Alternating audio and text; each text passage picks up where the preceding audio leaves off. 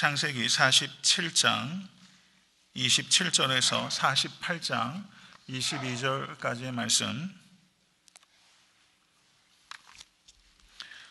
교독하도록 하겠습니다. 제가 먼저 읽겠습니다. 이스라엘 족속이 애굽 고센 땅에 거하며 거기서 산업을 얻고 생육하며 번성하였더라. 야곱이 애굽 땅에 17년을 거하였으니 그의 수가 147세라. 이스라엘의 죽을 기한이 가까우매 그가 그 아들 요셉을 불러 그에게 이르되 이제 내가 내게 은혜를 입었거든 청하노니 내 손을 내 환도뼈 아래 넣어서 나를 인애와 성심으로 대접하여 애굽에 장사하지 않기를 맹세하고 내가 조상들과 함께 눕거든 너는 나를 애굽에서 메어다가 선영에 장사하라. 요셉이 가로되 내가 아버지의 말씀대로 행하리이다. 야곱이 또 가로되 내게 맹세하라. 맹세하니 이스라엘이 침상머리에서 경배하니라. 이 일 후에 혹이 요셉에게 말하기를 내 부친이 병들었다 하므로 그가 곧 두 아들 므낫세와 에브라임과 함께 이르니 혹이 야곱에게 고하되 내 아들 요셉이 내게 왔다 하매 이스라엘이 힘을 내어 침상에 앉아 요셉에게 이르되 이전에 가나안 땅 루스에서 전능한 하나님이 내게 나타나 복을 허락하여 내게 이르시되 내가 너로 생육하게 하며 번성하게 하여 내게서 많은 백성이 나게 하고 내가 이 땅을 내 후손에게 주어 영원한 기업이 되게 하리라 하셨느니라. 내가 애굽으로 와서 내게 이르기 전에 애굽에서 내게 낳은 두 아들 에브라임과 므낫세는 내 것이라. 루벤과 시므온처럼 내 것이 될 것이요 이들 후에 내 소생이 내 것이 될 것이며 그 산업은 그 형의 명의 하에서 함께 하리라. 내게 관하여는 내가 이전에 내가 밧단에서 올 때 라헬이 나를 따르는 노중 가나안 땅에서 죽었는데 그곳은 에브랏까지 길이 오히려 격한 곳이라. 내가 거기서 그를 에브랏길에 장사하였느니라. 에브랏은 곧 베들레헴이라. 이스라엘이 요셉의 아들들을 보고 가로되 이들은 누구냐? 요셉이 그 아비에게 고하되 이는 하나님이 여기서 내게 주신 아들들이니이다. 아비가 가로되 그들을 이끌어 내 앞으로 나아오라. 내가 그들에게 축복하리라. 이스라엘의 눈이 나이로 인하여 어두워서 보지 못하더라. 요셉이 두 아들을 이끌어 아비 앞으로 나아가니 이스라엘이 그들에게 입맞추고 그들을 안고 요셉에게 이르되 내가 내 얼굴을 보리라고는 뜻하지 못하였더니 하나님이 내게 내 소생까지 보이셨도다. 요셉이 아비 무릎 사이에서 두 아들을 물리고 땅에 엎드려 절하고 우스로는 에브라임을 이스라엘의 좌수를 향하게 하고 좌수로는 므낫세를 이스라엘의 우수를 향하게 하고 이끌어 그에게 가까 나가오매 이스라엘이 우수를 펴서 찾아 에브라임의 머리에 얹고 좌수를 펴서 므낫세의 머리에 얹으니 므낫세는 장자라도 팔을 어긋맞겨 얹었더라. 그가 요셉을 위하여 축복하여 가로되 내 조부 아브라함과 아버지 이삭에 섬기던 하나님 나의 남으로부터 지금까지 나를 기르신 하나님 나를 모든 환난에서 건지신 사자께서 이 아이에게 복을 주시오며 이들로 내 이름과 내 조부 아브라함과 아버지 이삭의 이름으로 칭하게 하시오며 이들로 세상에서 번식되게 하시기를 원하나이다. 요셉이 그 아비가 우스를 에브라임의 머리에 얹은 것을 보고 기뻐 아니하여 아비의 손을 들어 에브라임의 머리에서 므낫세의 머리로 옮기고자 하여 그 아비에게 이르되 아버지여 그리마옵소서 이는 장자니 우수를 그 머리에 얹으소서. 아비가 허락치 아니하여 가로되 나도 안다 내 아들아 나도 안다. 그도 한 족속이 되며 그도 크게 되려니와 그 아우가 그보다 큰 자가 되고 그 자손이 여러 민족을 이루리라 하고 그날에 그들에게 축복하여 가로되 이스라엘 족속이 너로 축복하기를 하나님이 너로 에브라임 같고 므낫세 같게 하시리라 하리라 하여 에브라임을 므낫세보다 앞세웠더라. 이스라엘이 요셉에게 또 이르되 나는 죽으나 하나님이 너희와 함께 계시사 너희를 인도하여 너의 조상의 땅으로 돌아가게 하시려니와 다같이 내가 네게 내 형제보다 일부분을 더 주었나니 이는 내가 내 칼과 팔로 아모리 족속의 손에서 빼앗은 것이니라. 아멘. 하나님의 말씀입니다. 창세기 강해가 시작된 게 오늘 확인해 보니까 2012년도 2월 19일에 시작됐어요. 그러니까 만 2년이 꼬박 넘어서네요. 참 먼 길이었습니다. 이제 서서히 그 창세기와 그 설교 강해를 통해서는 한동안 이별을 해야 되는 시간이 다가오고 있다 이렇게 볼 수 있을 것입니다. 창세기 47장 27절에서 50장 26절은 하나의 단락을 구성하고 있는 부분입니다. 여기에서는 두 개의 이별이 기록되어 있습니다. 이 이별은 죽음을 통한 이별이고, 앞에 있는 이별은 야곱의 임종을 의미하고 있고, 뒤에 있는 두 번째 임종은 요셉의 임종을 기록하고 있습니다. 야곱의 임종과 축복을 기록하고 있는 부분이 48장 1절부터 49장 32절까지 매우 많은 지면을 할애해서 야곱의 임종을 기록하고 있다면, 요셉의 임종은 50장 24절에서 26절까지 불과 3절을 할애해서 요셉의 임종이 기록되어 있는 것입니다. 야곱의 이야기가 기록되기 시작한 것이 창세기 25장이니까 야곱이 죽은 때까지를 보면 거의 한 25장, 24장을 할애해서 그 야곱이 등장하고 있어요. 물론 중간에 야곱이 무대에서 잠깐 사라지는 경우는 있지만, 어떻게 보면 창세기의 족장들 가운데 야곱의 삶과 야곱의 임종이 가장 많은 지면을 할애받고 있다는 것을 우리가 알 수 있습니다.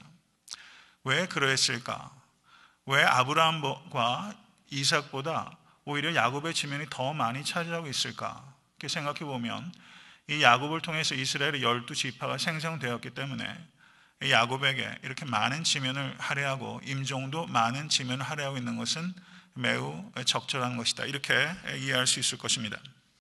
47장 27절을 보시면, 이스라엘 족속이 애굽 고센 땅에 거하여 거기서 산업을 얻고 생육하며 번성하였더라. 생육하며 번성하였더라. 이것은 하나님께서 창세기 1장 28절의 말씀에서도 생육하고 번성하라, 이 말씀이 있었잖아요. 노아가 그 홍수 때 방주에 들어갔다 나왔을 때도 창세기 9장에 하나님께서 생육하고 번성하라 라는 명령을 또 주셨어요. 오늘 본문에 보시니까 이 27절에 이스라엘 백성이 고센 땅에서 생육하고 번성했고 거기서 산업을 얻었다, 이렇게 기록하고 있습니다. 하나님께서 복을 주시고자 하면 고센 땅 바깥에는 기근 때문에 사람들이 다 너무나 큰 어려움을 겪는데도 불구하고 이 고센 땅만은 유독 하나님께서 생육하고 번성하는 복을 주셨어요.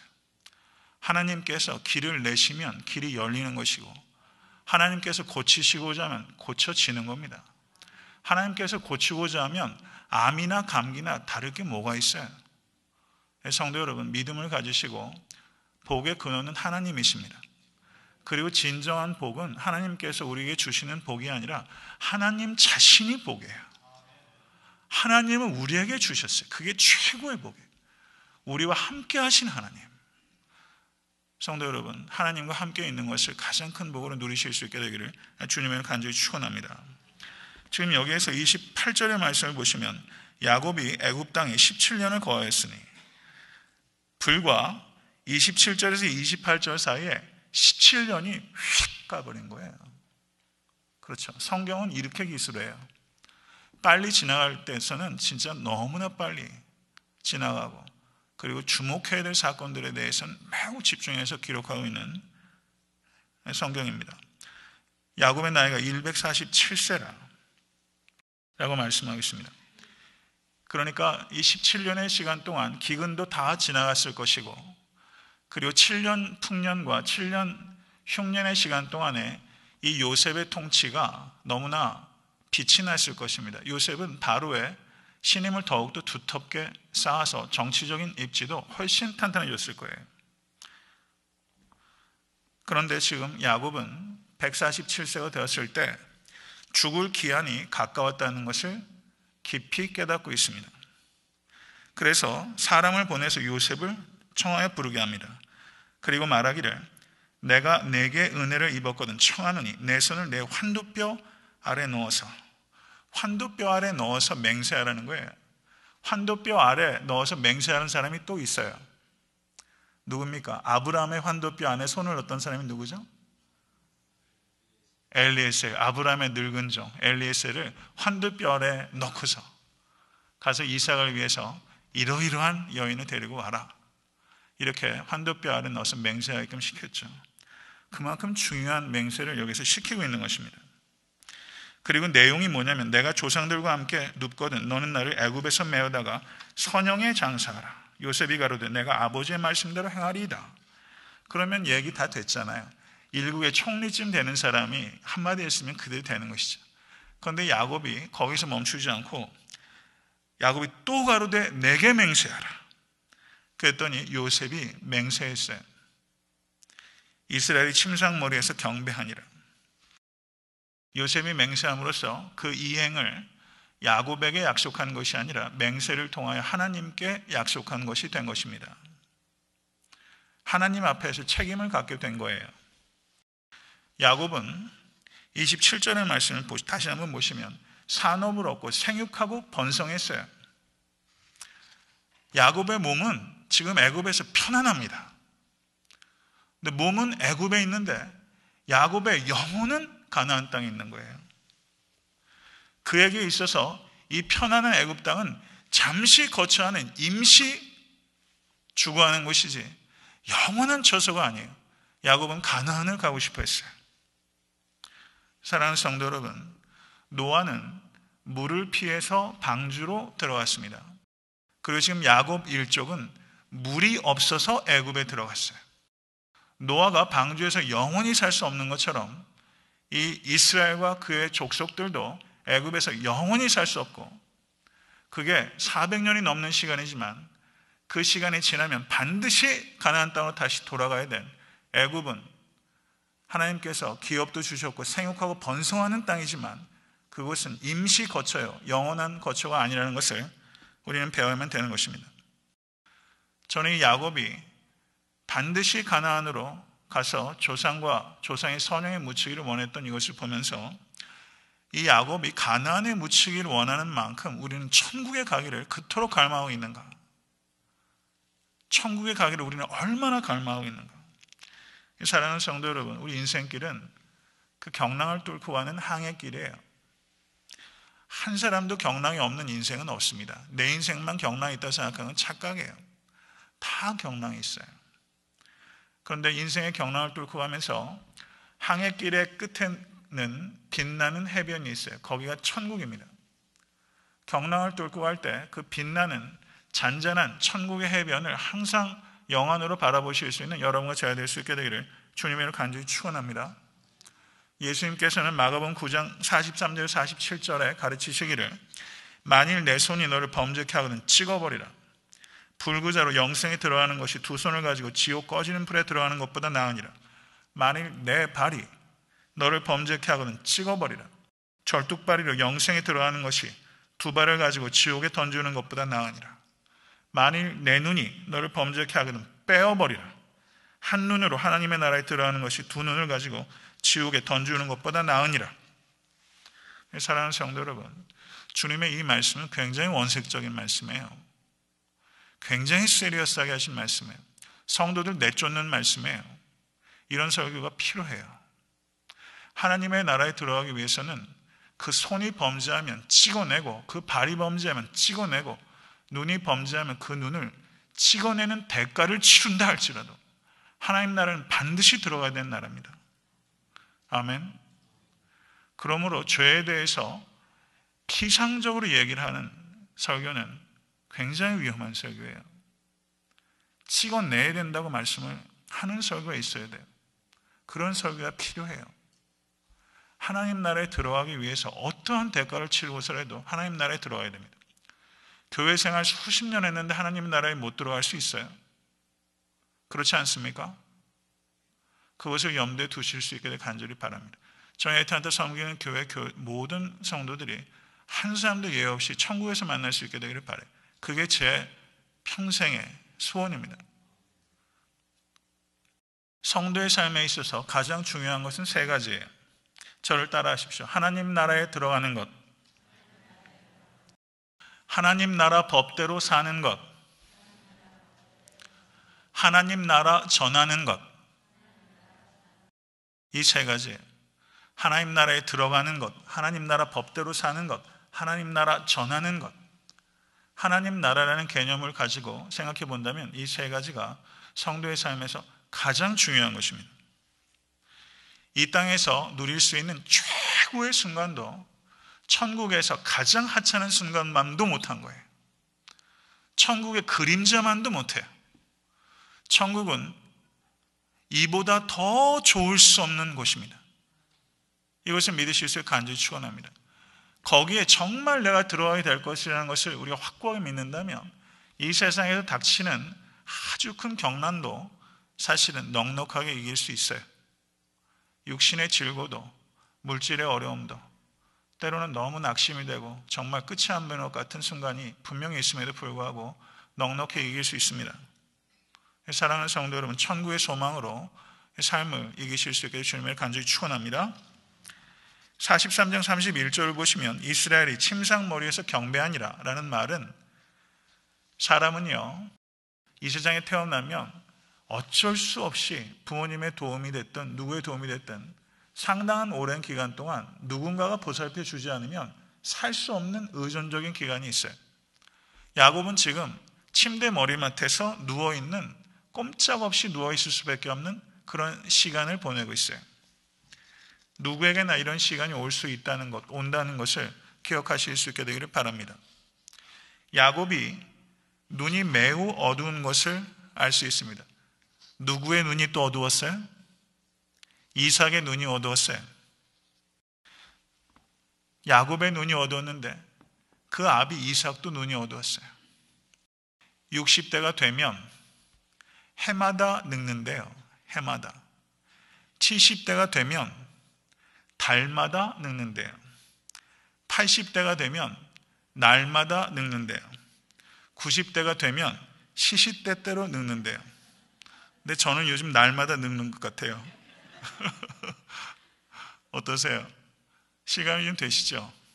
제가 가만히 오늘 설교를 생각하면 시간을 한번 생각해 봤는데, 저희 부친이 장로장을 받으셨을 때가 제가 고등학교 2학년 때인가 그래요. 그렇게 따지고 보니까 딱 30년 전이더라고요.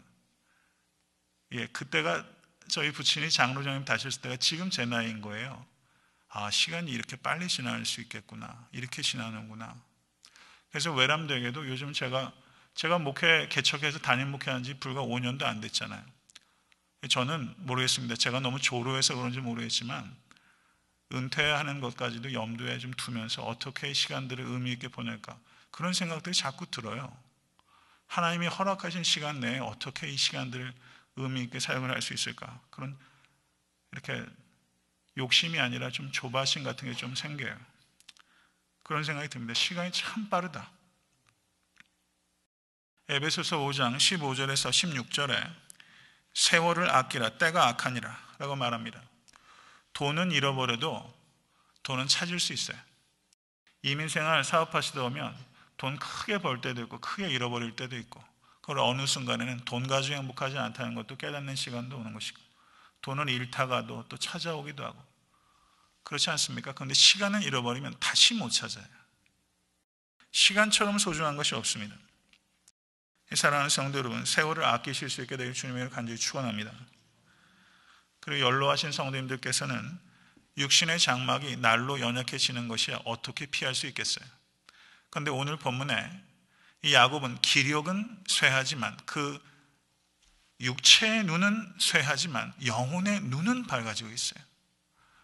육신의 장막이 연약해지는 것은 어찌할 수 없지만 그 영혼은 날로도 새로워질 수 있게 되길 주님의 이름을 간절히 축원합니다. 야곱이 지금 3절과 4절을 보시면, 가나안 땅 루스에서 전능한 하나님이 내게 나타나 복을 허락하여 내게 이르시되 내가 너를 생육하게 하며 번성하게 하여 내게서 많은 백성이 나게 하고 내가 이 땅을 내 후손에게 주어 영원한 기업이 되게 하리라. 이 말씀은 루스 곧 베델에서 하나님께서 야곱에게 주셨던 약속을 야곱이 기억하고 있는 거예요. 과거의 기억을 되새기고 있습니다. 그런데 5절과 6절을 보시면, 내가 애굽으로 와서 내게 이르기 전에 애굽에서 낳은 두 아들 에브라임과 므낫세는 내 것이라. 르우벤과 시므온처럼 내 것이 될 것이요, 이들 후에 내 소생이 내 것이 될 것이며 그 산업은 그 형의 명의하에서 함께하리라. 3절과 4절은 과거를 회상했다면 5절과 6절은 이렇게 할 것이다 라는 미래를 얘기하고 있어요. 그런데 무슨 말을 하냐면, 요셉의 장자는 므낫세입니다. 그런데 여기에서 에브라임과 므낫세는 이라고 말하면서 야곱이 장자와 차자의 이름을 벌써 여기에서 바꾸고 있어요. 우수의 에브라임을 축복한 것은 이미 마음속에 에브라임과 므낫세, 에브라임에게 더 큰 축복을 주겠다고 야곱은 생각하고 있었던 것입니다. 그럼 여기에서 이 야곱이 하는 얘기는 도대체 무슨 얘기입니까? 족보로 따지면 할아버지인데 말이죠. 자기 손자 둘을 자기 아들로 삼겠다는 거예요. 이게 무슨 뜻입니까? 도대체. 야곱의 손자가 지금 몇 명이냐면요. 51명이에요. 그럼 나머지 49명은 어떻게 되는 거예요? 왜 유독 요셉의 두 아들들만을 내 아들로 삼겠다. 그리고 그 후에 낳는 아들은 네 아들이다. 이렇게 말씀을 하신 거예요. 이 의미는 무엇입니까? 이것은 아무리 내 아들이지만 야곱이 요셉에게 너무 고마운 거예요. 감사의 표현이에요. 너의 아들 둘은 내 아들이다. 그러면 요셉의 아들들이 야곱의 아들들이 됐으니까 지금 요셉이 누구의 반열로 올라간 거예요? 야곱의 반열로 올라간 거예요. 요셉을 자기의 반열로, 자기의 위치로 요셉을 올린 거예요. 그리고 이스라엘 12지파의 아버지가 야곱인데 그 중에서 2지파를 이 요셉의 아들들이 차지하게끔 되는. 그러니까 이 야곱은 요셉에게 아무리 자식이지만 그 감사, 비단 자신의 늙은 몸을 의탁할 수 있게 해줬을 뿐만 아니라 자기 일족을 구원해준 이 아들에 대한 감사, 자식이지만 고마운 자식. 글쎄요, 사랑하는 성도 여러분, 이미 부모님들이 이 세상 떠나신 분들도 계시지만 저도 참 글쎄요, 철이 들었다고 얘기하면 철이 안 든 증거 아닌가 싶어가지고 말도 못하겠습니다만은 저도 어지간히 철 늦게 들었습니다. 결혼 늦게 한 것만큼 철이 늦게 들었어요. 부모에게 좀 고마운 아들, 딸이 되면 얼마나 좋을까 그런 생각이 들더라고요. 이 요셉과 같은 아들, 이 요셉을 보면요, 군데군데 이 요셉의 효성이 참 돋보여요. 고마운 거예요, 이 야곱이, 요셉이. 부모에게 고마운 자녀 될 수 있게 되기를 간절히 바랍니다. 7절을 보시면 다시 야곱은 과거로 여행합니다. 갑자기 또 이런 얘기를 해요. 내게 관하여는 내가 이전에 내가 밧단에서 올 때 라헬이 나를 따르던 노중 가나안 땅에서 죽었는데 그곳은 에브랏까지 길이 오히려 격한 곳이라 내가 거기서 그를 에브랏길에 장사하였느니라. 죽어가는 야곱이 죽은 라헬을 추억하고 있는 거예요. 야곱이 가장 사랑하는 여인은 누구예요? 라헬이에요. 야곱이 가장 사랑하는 아들은 누구예요? 요셉이에요. 요셉은 라헬의 아들이에요. 지금 임종 직전에 야곱이 가장 사랑하는 아들에게 가장 사랑하는 여자를 얘기하고 있는 거예요. 애틋한 장면이죠. 자기가 너무나 사랑하는 아들에게 자기가 너무나 사랑했던 여인에 대해서 말을 하고 있어요. 야곱은 험한 인생을 살았습니다. 그렇지만 이 죽는 순간은 제가 볼 때는 아브라함, 이삭, 야곱 중에 야곱이 제일 좋은 것 같아요. 이렇게 추억할 수 있는 순간이 주어진다는 것 쉽지 않습니다. 여기서 보시면 8절의 말씀 보세요. 이스라엘이 요셉의 아들들을 보고 가로되 이들은 누구냐? 지금 야곱이 애굽에 들어와서 17년 있었어요. 오늘 본문에 야곱과 에브라임과 므낫세가 만나는 장면이 기록상으로는 처음 나타나요. 그러면 17년에 한 번도 안 만나다가 지금 처음 만났겠어요? 분명히 여러 번 만났죠? 그렇죠? 분명히 여러 번 만났어요. 그런데 기록상으로만 처음 나타나요. 그런데 이들은 누구냐? 다소 의아해요. 얼마나 많이 봤을 텐데 이들은 누구냐? 그만큼 눈이 안 좋은 거예요. 사람 형태는 보일 정도지만 그 식별하기도 어려울 정도로 지금 시력이 쇠하였다라는 것을 알 수 있습니다. 그런데 말씀드린 대로 육신의 눈은 이토록 안 보이지만 영적인 눈은 야곱이 그 어느 때보다도 밝아요. 사랑하는 성도 여러분, 이 세상에서 마지막 임종하는 순간을 한번 생각해 보는 것은 우울한 게 아니라 의미 있다고 생각해요. 인생의 마지막 여행을 하나님께로 영원히 날아가는 그 여행을 하면서 그 순간에 인생의 내 영적인 상태가 최고조에 달할 수 있다면, 이 순간에 가장 맑은 정신으로 하나님을 바라보고 그 인생의 마지막 여행을 할 수 있다면 얼마나 좋겠습니까? 이것을 위해서 기도하셨으면 좋겠어요. 영안이 가장 밝은 상태로 육신의 모든 육신의 불이 꺼지는, 그래 하나님께로 갈 수 있는 그런 마지막, 그런 축복이 여러분과 저에게 있을 수 있게 되기를 간절히 축원합니다. 여기서 보시면 요셉이 하나님이 여기서 내게 주신 아들들이니이다.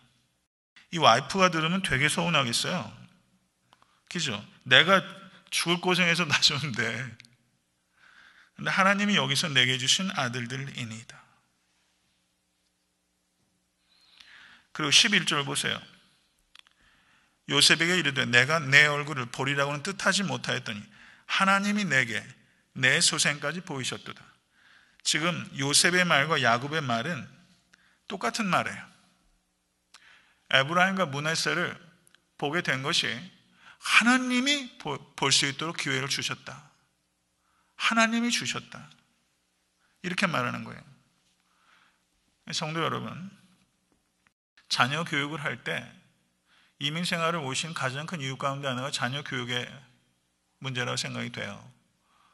그리고 손자, 손녀들 키우시는 분들 많지만 자녀 교육 참 쉽지 않잖아요. 그렇죠? 근데 자녀 교육을 어떤 것보다 중요하게 그 이민자들이 생각함에도 불구하고 자녀 교육이 생각만큼 쉽지 않아요. 자녀처럼 나를 겸손하게 하는 존재가 없어요. 자녀처럼. 참 그래요. 나를 가장 겸손하게 하는 스승이에요. 내 뜻대로 잘 안 됩니다. 그러면 왜 자녀 교육에 원하는 만큼 성공적이지 못한가? 그것은 자녀를 내 자식이라고 생각하기 때문이에요. 하나님이 내게 주신 아들들이니이다. 하나님이 주셨어요. 소유권은 하나님께 있고 나는 단지 관리권만 있어요. 내 자식 아니에요. 하나님의 자식이에요. 하나님의 자식으로 키우셔야 하나님의 자녀답게 살아가는 자식이 됩니다. 성도 여러분, 교육의 목표를 세상 교육학에서는요, 벤자민 블룸이라는 그 교육학자가 있어요. 이 사람은 교육학의 기초를 놓은 사람이라 할 만큼 저명한 학자입니다. 이 사람은 교육의 목표를 세 가지로 얘기했어요. 인지적 능력, 지력입니다. 정의적 능력, 심력, 운동 기능적 능력, 체력. 지력과 심력과 체력. 이것을 교육의 목표로 설정했어요. 분명히 이것이 모든 제반 교육에 영향을 미치죠. 여기에 두 가지 정도가 새롭게 더 추가가 되는데, 그것이 자기관리 능력, 인간관계 능력. 의미 있잖아요. 이 두 가지 능력 너무 중요하잖아요. 사업도요, 인간관계가 좋아야 성공하잖아요. 인간관계 잘 못하는 거 참 약점입니다.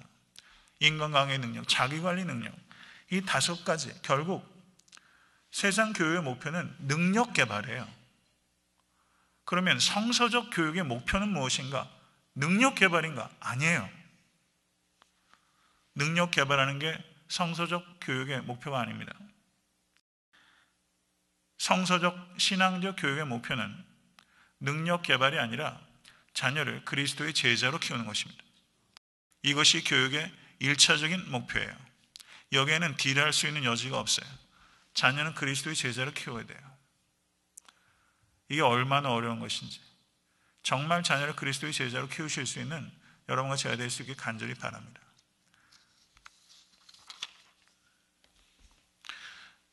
자녀에게 최초의 스승은 교회 학교 선생이 아니라 부모입니다. 자녀에게 최초의 신앙 학교는 교회 학교가 아니라 가정이에요. 최초의 스승이요, 최초의 학교가 가정이고 곧 부모 자신이라는 것을 생각하십시오. 교회는 교육자들과 선생님들이 최선을 다해서 자녀를 양육해야 하고 그런 노력들을 경주해 가겠지만, 부모님들이 가지고 있는 가정이 져야 될 책임을 소홀히 하지 않으실 수 있게 되기를 바랍니다.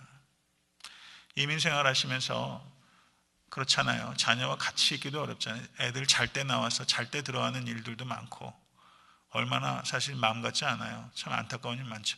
물리적인 시간은 그렇게 같이 있기가 어렵다 할지라도 그래도 내가 자녀 교육에 최고의 책임, 최초의 책임, 그건 내가 가지고 있다. 자녀, 제가 그 말씀드리죠. 자녀 이기는, 자식 이기는 부모 없다. 근데 부모 기도 이기는 자식 없다는 말이 있어요. 자녀 교육에 있어서 저는 제일 중요한 건 자녀를 위한 중보 기도입니다. 언젠가는 그 기도를 하나님께서 들으세요. 반드시 돌아옵니다. 저도 부모님 기도 때문에 돌아왔어요. 정말로. 제 과거를 너무 알려고 하지 마십시오. 저와 같이 어렸을 때 저는 아주 청교도 같았어요. 중고등학교 때까지. 대학교 때는 말도 못해요. 한 10년 이상. 그래서 교회 저희 부모님, 친구, 장로님이나 이런 분들이 굉장히 걱정하셨어요. 제가 다시 돌아올 수 있을까? 근데 돌아왔어요. 저는 그게 부모님의 기도로 생각해요. 부모님의 기도 이기는 자식 없습니다. 다른 사람 다 포기해도 부모는 포기하지 않잖아요. 그래서 제가 돌아왔어요. 그래서 목회하고 있는 거예요.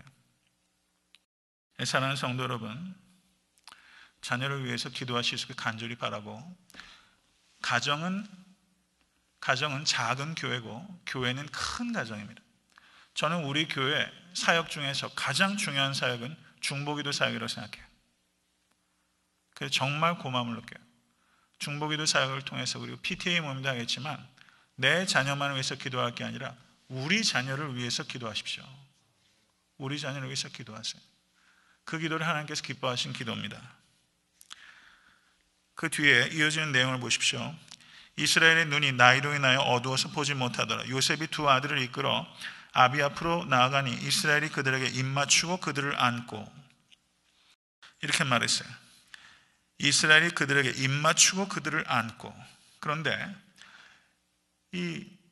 주로 이 서양 사람들 입맞추고 안고 하는 거, 그리고 요즘 한국 분들도 입맞추는 건 몰라도 안고 이렇게 볼 정도는 보이는, 이렇게 인사하잖아요. 이건 아주 일상적인 거잖아요. 여기서 보면 입맞추고 안았어요. 그런데 창세기 29장 13절을 보면 라반과 야곱이 만날 때 입맞추고 안은 게 아니라 안고 입맞췄어요. 그리고 에서와 야곱이 다시 만날 때 에서가 달려와서 야곱을 입맞추고 안은 게 아니라 거기서도 안고 입맞췄어요. 안고 입맞추는 게 같이 있는데 다른 경우를 보니까 입맞춘 게 다 먼저고 아는 게 뒤인데 오늘 본문에서의 야곱은 입맞추고 안았어요. 여기만 순서가 뒤집혔어요. 왜일까요? 왜 이 순서가 뒤집혔을까요? 제가 읽은 그 책 중에 사실 이런 부분들을 이게 설교할 수가 사실 없는 부분이죠. 근데 이렇게 저렇게 연구를 하다 이 부분에 대한 그 글을 읽었는데 참 깊이 있게 봤다 이런 생각이 들었어요. 왜냐하면 안고 입 맞추는 것보다 입 맞추고 아니면 입을 맞추고 얼마나 오래 입 맞추고 있을 수 있어요? 한 2, 3초 입 맞추고 있죠. 거의 5초, 10초, 20초 입 맞출 수 없죠. 근데 입을 먼저 맞추고 안고 있으면 오래 안을 수 있잖아요. 오래 안을 수 있잖아요. 오래 안고 싶어서. 지금 야곱이 힘을 다해서 침상에서 일어났지. 다시는 침상에서 못 일어날지도 몰라요. 힘을 다해서 일어났어요. 이제 에브라임과 문에서 이제 내 아들이에요. 이 아이들을 입 맞추고 오래도록 안기 위해서 입 맞추고 안았다. 이렇게 글을 써놓았어요. 그래서 저는 굉장히 공감이 되더라고요. 맞다. 한번 이 부분을 계속 차근차근 묵상을 해보다 보면요. 그렇구나. 이유가 있을 텐데 말이죠. 인생의 마지막 순간에 입 맞추고 아는 것 분명히 이유가 있죠. 저는 여기에 야곱의 마음이 있다고 생각합니다. 이 두 자식을 조금이라도 더 침대에서 누워서 자식들을 바라보는 게 아니라 앉아서 이들을 안아볼 수 있는 이 마지막 기회를 조금이라도 더 안고 싶어서 입 맞추고 앉는 마음, 이게 부모의 마음이요, 이 어른의 마음이요, 이게 영적 아비의 마음이 아니겠습니까? 성도 여러분, 무용계의 마사 그레이엄이라는 그 전설적인 인물이 있는데, 이 사람이 1991년에 97세로 죽었는데 고전 발레의 틀을 깨버린 아주 전설적인 인물입니다. 근데 1894년에 의사의 딸로 태어났는데 어느 날 이 아버지가 어린 그레이엄을 불러다가 컵 속에 물을 보게 했어요. 아주 맑은 물이었어요. 그런데 아버지가 그 물 한 방울을 꺼내서 떨어뜨리고 현미경으로 들여보도록 했는데 그 맑은 물방울 속에 그 세균들이 득실한 걸 본 거예요. 그래서 이 어린 소녀가 깜짝 놀랐는데 이 아버지가 딸에게 말합니다. 그레이엄, 너는 겉으로 드러나는 것만 보는 사람이 돼서는 안 된단다. 언제나 보이지 않는 것을 볼 수 있는 아이가 되었으면 좋겠다. 보이지 않는 것을 볼 수 있는 아이가 되었으면 좋겠다. 그래서 이 그레이엄이 인간의 웃음 뒤에 있는 슬픔, 품위 뒤에 보이는 위선, 친절 뒤에 보이는 증오, 무지함 뒤에 보이는 순박함, 이렇게 겉에뿐만 아니라 그 내면을 볼 수 있는 눈을 갖게 됐고, 그것이 예술에 반영이 돼서 고전 발레의 틀을 깰 수 있는 그런 기념비적인 인물이 됐다는 것입니다. 저는 조금 비약인지 모르겠지만 입 맞추고 아는 이 야곱의 마음을 이 에브라임과 므낫세가 이때는 모르죠. 아마 자기가 눈이 어두워져서 할아버지가 되면 알지도 몰라요. 저는 우리가 얼마나 마음을 읽는 것에 둔감한지를 생각해 봐야 된다고 생각합니다. 마음을 읽어야 되는데 말이죠. 마음을. 직장 생활도 그렇잖아요. 오늘 김대리 왜 이렇게 피곤해 보여? 그러면 안 피곤해요. 그러면 안 피곤하다 보다 하고 갈 게 아니라 안 피곤하다고 말은 했지만 사실은 피곤한 그 마음을 읽어야 되는데 우리는 그냥 말만 듣고서 그게 단 줄 알고 사실 그 이면에 조금만 관심을 가지면 마음이 읽혀요. 관심이 없으니까 마음이 안 읽혀요. 저는 애타한테 섬기는 교회에서 전 서로의 마음을 좀 읽을 수 있는 그런 배려가 있을 수 있게 간절히 바랍니다. 얼마나 둔감한지, 목회자인 저도 얼마나 둔감한지 제가 오늘 이런저런 생각을 해보다가 지난주에 제가 말씀을 드렸죠. 동물들은 특징을 가지고 있다면 사람은 비밀을 가지고 있고 하나님은 신비를 가지고 계신데 성도님들을 제가 잘 몰라요. 말해주지 않으면 제가 알 수가 없어요. 어떻게 살아오셨는지, 어떤 꿈이 있었는지, 어떤 꿈이 좌절됐는지, 어떤 아픔이 있었는지, 어떤 사랑의 실패가 있었는지, 지금 꿈은 꾸고 계신지 제가 어떻게 알아요? 말씀해 주셔야 알죠. 보여줘야 알죠. 사람도 마음으로 읽을 수 있어야죠. 그래야지 깊이 이해하죠. 목회자인 저도 너무 모른다 이런 생각이 들더라고요. 하물며 성도와 성도를 얼마나 몰라요. 얼마나 모르는데 우리가 얼마나 판단하고 하는지 모르겠어요. 좀 부끄럽다는 생각이 많이 들고 모쪼록 마음을 읽을 수 있는 여러분과 제가 될 수 있게 될 간절히 바랍니다. 야곱이 요셉에게 말을 했습니다. 내 얼굴을 보리라고는 뜻하지 못하였더니 하나님이 내게 내 소생까지 보이셨도다. 뜻하지 못했던 하나님의 역사를 경험하시는 정말 신바람 나는 신앙생활 좀 하십시오. 요셉도 못 볼 거라고 생각했는데 에브라임과 므낫세를 아들로 드리게 될 거라고 이거는 상상할 수 없었던 일이에요. 우리가 이곳에 오게 된 게 이 에브라임과 므낫세를 아들로 얻은 일 같은 일 아닙니까? 상상하지 못했던 일들을 통해서 이 성전을 우리에게 주셨어요. 전 성도님들의 삶 가운데 그런 기적들이 경험될 수 있게 주님의 간절히 축원합니다. 기적이 일상생활이 될 수 있는, 정말 하나님만 바라보면 내가 발견하지 못했던 기적들로 인생은 가득합니다. 그 뒤에 한번 보시죠. 여기서 보시면 흥미로운 내용들이 좀 있어요. 12절 보십시오. 요셉이 아비 무릎 사이에서 두 아들을 물리고 땅에 엎드려 절하고. 아비 무릎 사이에서 두 아들들이 어떻게 들어갑니까? 이 에브라임과 므낫세는 적어도 몇 살이에요? 적어도 17살이죠. 야곱이 애굽에 가기 전이니까 다 큰 청년들이에요. 그러니까 이 무릎에 앉았다든가 무릎 사이에 있다라든가 현실적으로 불가능해요. 그러니까 아비가 있는 할아버지가 있는 침대 양 곁에 거기 무릎 근처에서 있다가 뒤로 물리고 요셉이 정중하게 아버지에게 절했어요. 살아있는 아버지한테 절할 수 있는 마지막 절이죠. 요셉은 그걸 알고 절한 거죠. 그런데 창세기 37장을 보시면 해와 달과 11별이 절하는 그 환상에 대해서 얘기를 했죠. 다른 형제들은 요셉에게 절했어요. 근데 야곱이 요셉에게 절한 장면은 없어요. 상봉한 다음에도 실제 야곱은 요셉에게 절 안 했어요. 여기에서도 역시 요셉이 아버지에게 정중하게 절을 하고 있어요. 애굽의 총리로 아버지를 만났던 적이 한 번도 없어요. 요셉은 항상 아들이에요. 세상에서 좀 출세하면요, 사람들이 얼마나 거들먹거리는지 몰라요. 조금만 잘나면, 교회가 조금만 커지면, 여러분 제 걱정 많이 하시죠? 어떻게 변할까? 누가 장담하겠어요? 영국의 빅토리아 여왕이 남편 엘버트 공하고 사소한 말다툼으로 다퉜대요. 그래서 엘버트 공이 아내가 여왕이면 진짜 피곤하겠어요. 엘버트 공이 화가 나서 안으로 문을 닫고서 들어가 버렸어요. 그랬더니 빅토리아 여왕이 내가 해도 너무했다 싶으니까 밖에서 문을 똑똑똑 두들겼대요. 그래서 남편이 퉁명스럽게 누구요? 그랬더니 빅토리아 여왕이 작은 목소리로 영국의 여왕입니다.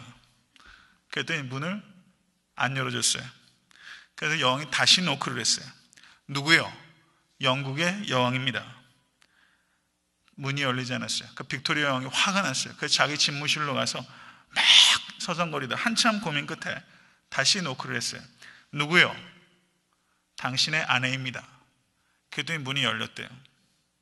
당신의 아내. 요셉은요, 아버지에게 애굽의 총리가 아니었어요. 아버지의 사랑하는 아들이에요. 항상 그랬어요. 자리가 주어지면 자리가 사람을 만들 때도 있어요. 자리가 주어지면요. 그런데 자리가 사람을 망칠 때도 굉장히 많습니다. 그런데 요셉은요, 요셉에게 귀한 점은 요셉이 애굽의 총리가 됐다는 것보다 저는 요셉에게 더 값진 것은 그건 완전히 그냥 하늘에서 뚝 떨어져가지고 출세한 거잖아요. 그런데 그렇게 출세를 했는데도 불구하고 그 출세가 요셉을 하나도 망치질 않았어요. 요셉이 총무였을 때나 감옥에 있을 때나 애굽의 총리였을 때나 똑같아요. 저는 이게 기적이라고 봐요. 이게 정말 요셉의 값진 것은 그 부분이에요. 우리가 정말 흠모해야 될 요셉의 인격은 거기에 있습니다. 하나님 잘 믿으면 애굽의 총리가 될 수 있네. 이게 아니잖아요. 애굽의 총리가 돼도 변함없어요. 당신의 아내입니다 라고 말하실 수 있게 되길 간절히 바랍니다. 당신의 아들입니다. 잘 되면 잘 될수록, 많이 가지면 가질수록 더 낮추고 겸손한 말처럼 쉽지 않죠. 목회자에게도 너무 어려운 일이지만은 여러분 항상 그 마음 지키실 수 있는 여러분과 제가 될 수 있게 간절히 바랍니다. 그래서 제가 항상 말씀드리죠. 인생은 보석 찾기가 아니라 보석 되기예요. 보석 되기. 내가 보석 같은 인격이 되는 것. 이게 최고의 무기입니다. 내가 성공해서 예수님 자랑한다고요? 저는 아무리 봐도 성경은 그렇게 얘기하지 않아요. 성공해가지고 세상에서 잘 돼가지고 예수 믿어서 잘 돼가지고 예수님 간증한, 저는 그건 좀 복음적이라고 보여지지 않아요. 그럴 수 있죠. 예수 믿어서 잘 돼서 예수님 자랑하는 게 아니라 예수 닮아서 예수님 자랑하십시오. 예수 닮는 게 제일 강력한 무기예요. 그게 진짜 간증이죠. 여기서 보시면 요셉이 아비의 눈이 좋지 않자 아비를 도우려고 오른손에 장자가게 왼손에 찾아가게 했는데 야곱이 손을 이렇게 바꿨어요. 왜 그랬을까? 성경은 아무 말도 안 해요. 그런데 보면 어떻습니까? 가인과 아벨, 에서와 야곱, 그리고 유다의 다말을 통해서 낳은 아들들 세라와 베라스 모두 그 축복을 이어받은 그 아들들은 차자였어요. 아비의 주권입니다. 이것을 우리에게 적용한다면 하나님 아버지께서는 우리에게 하나님의 뜻대로 하실 수 있는 권리가 있으세요.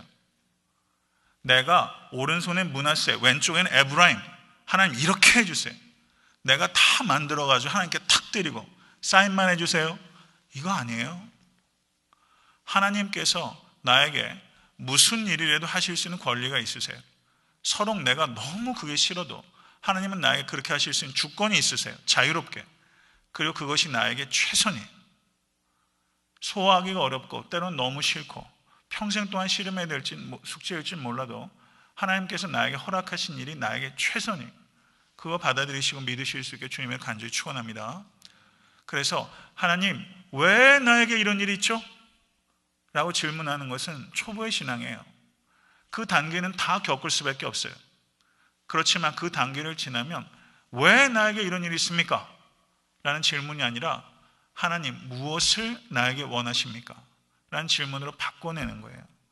Why라는 질문을 What이라는 질문으로 바꿔내는 게 성숙한 신앙입니다.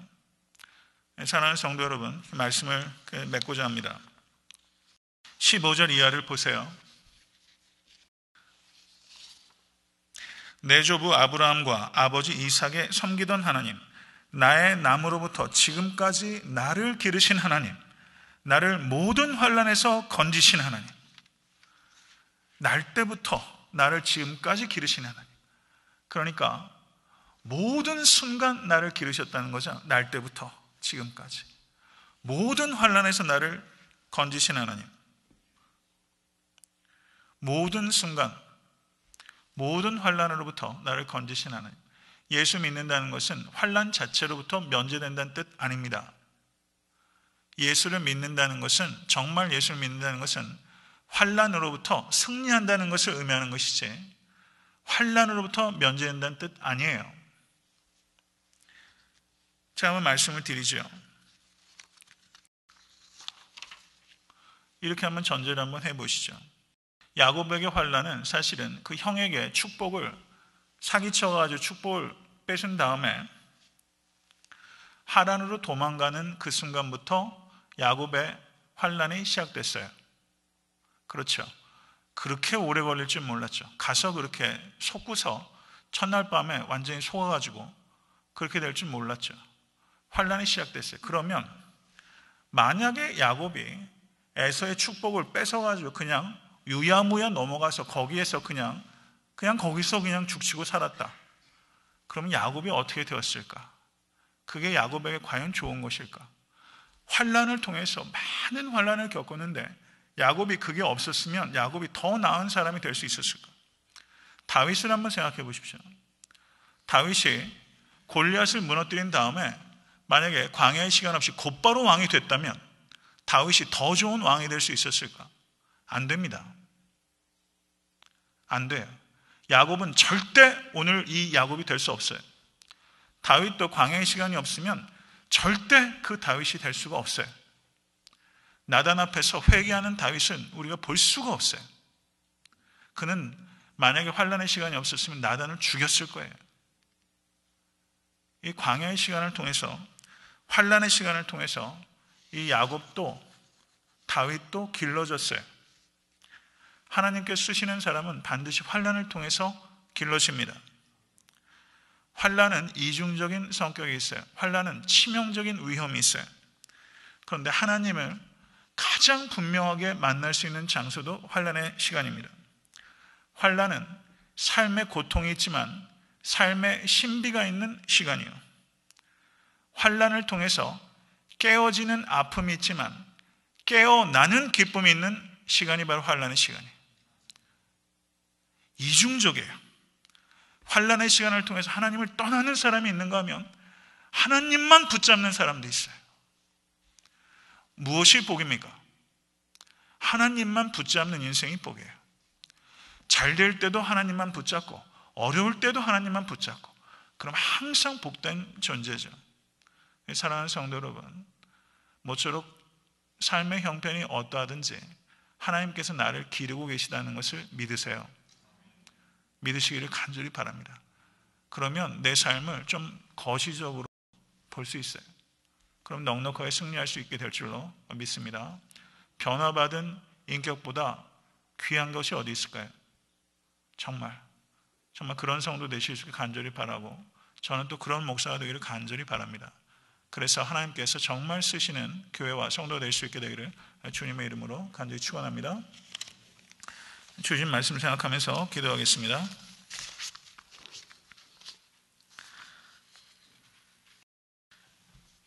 사랑의 하나님 아버지, 하나님의 경륜과 하나님의 비밀은 참으로 바닷가의 모래와 같아서 우리가 그 수를 헤아릴 수가 없습니다.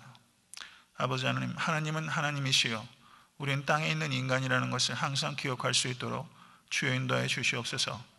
아버지 하나님, 야곱이 많은 환난을 겪었지만 하나님께서 그 모든 환난에서 야곱을 건지신 것처럼 야곱의 하나님은 우리의 하나님이시며 아브라함과 이삭과 야곱의 하나님, 그리고 우리 주님의 하나님께서 우리의 아바 아버지이신 것을 믿습니다.